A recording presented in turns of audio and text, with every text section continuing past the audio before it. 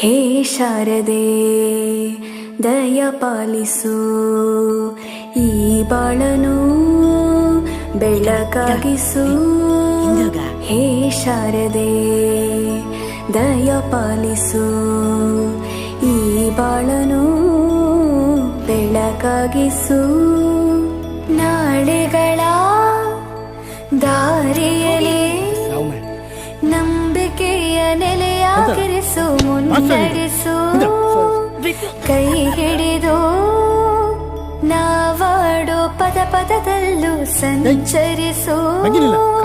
ಹೂವಲ್ಲಿ ಜೇನು ಗುಳಿ ಕಟ್ಟದೇನು, ನೀರಲ್ಲಿ ಮೀನು ಅಡಿ ಮುಟ್ಟದೇನು, ಆ ದೈವದಾಜ್ಞೆನೇ ಎಲ್ಲಾನು.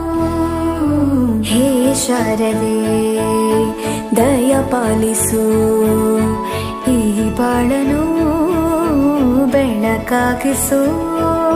ಹೇ ಶಾರದೆ. ಅಜ್ಜಿಯ ಮನೆಯಲ್ಲಿ ಪ್ರೀತಿಯಿಂದ ಹಲಸಿನ ಕಡುಬು, ಸೇಮೆಲ್ಲನದು ಶಾವಿಗೆ ಎಲ್ಲವೂ ಮಾಡಿಕೊಟ್ಟರು. ನನ್ನ ರಜಾ ದಿನಗಳು ಮೋಜಿನಿಂದ ತುಂಬಿತ್ತು. ವೆರಿ ಗುಡ್, ಕೂತ್ಕೋ. ಜಗದೀಶ, ನೀನೋದ? ಅವನಿಗೆ ಬಾಯಿ ಬರುದಿಲ್ಲ ಸರ್, ಮತ್ತೆ ಈಗ ಓದುದು. ಮಾತು ಬರೋದ್ರೆ ಅಂತಾಯ್ತಾ? ದಿನಕ್ಕಿಂತ ಬರಲಿಕ್ಕೆ ಬರ್ತದ ಅವನಿಗೆ. ನೀನ್ ಬರೆದಿದ್ಯಾ? ನೀನ್ ಬರಲಿಲ್ಲ, ನೀನ್ ಅವನಿಗೆ ಮಕ್ಕರ್ ಮಾಡ್ತೀಯಲ್ಲ. ಅವೆಂತ ಬರ್ದೇನು, ಓದು.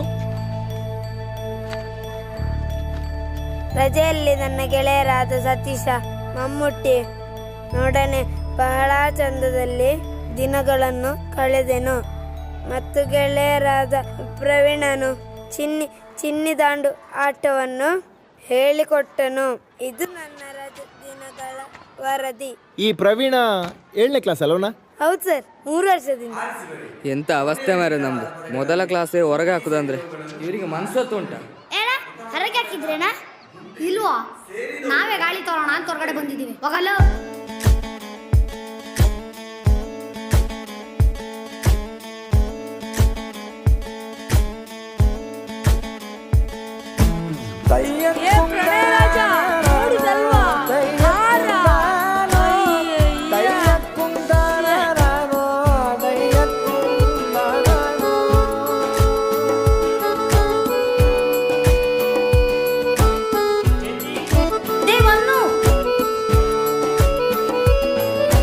ನಾಟ್ಯ ಅನ್ನೋದು ನಾದಾಂತರಂಗ ತಾನೇ, ನಾದ ಅನ್ನೋದು ಭಾವಾಂತರಂಗನೇ.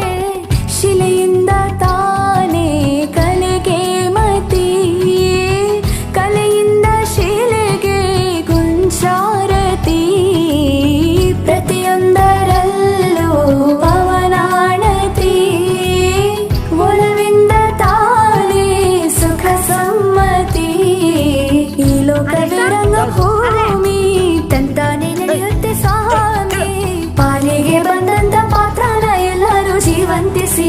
ಹೇ ಶಾರದೆ ದಯ ಪಾಲಿಸು, ಈ ಬಾಳನು ಬೆಳಕಾಗಿಸು. ಹೇ ಶಾರದೆ.